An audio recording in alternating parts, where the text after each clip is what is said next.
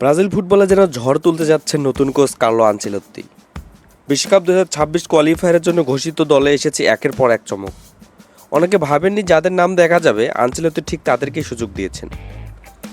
ফিফার নিয়ম অনুযায়ী আনুষ্ঠানিকভাবে নাম ঘোষণার আগে ক্লাবগুলোকে ছাড়পত্র দেওয়ার জন্য 15 দিন আগে নোটিশ পাঠাতে হয়। শনিবার ক্লাবগুলোকে সেই নোটিশ পাঠানোর কথা নিশ্চিত করেছে ব্রাজিলিয়ান সংবাদ মাধ্যম ও গ্লোবো। যে তালিকায় নেইমারও আছেন বলে জানিয়েছে তারা। পাশাপাশি 50 জনের প্রাথমিক তালিকায় ফ্লামেঙ্গোর 6 খেলোয়াড়কে রাখার কথাও জানা গেছে। দলে জায়গা পেয়েছেন এমন কিছু খেলোয়াড় যারা সাম্প্রতিক সময়ে আলোচনায় ছিলেন না। কিছু পুরনো সৈনিককেও ফিরিয়ে এনেছেন আনচেলত্তি, যার মাধ্যমে বোঝা যাচ্ছে তিনি কোনো ঝুঁকি নিতে রাজি নন। নেইমার ছাড়া আনচেলত্তির প্রাথমিক দলে ফ্লামেঙ্গোর 6 খেলোয়াড়কে ডাকা হয়েছে। এই 6 খেলোয়াড় হলেন striker Pedro, midfielder Gerson, left back Alexandro, centre back দানিলো, right back Wesley এবং সেন্টার ব্যাক লেও অর্তিজ।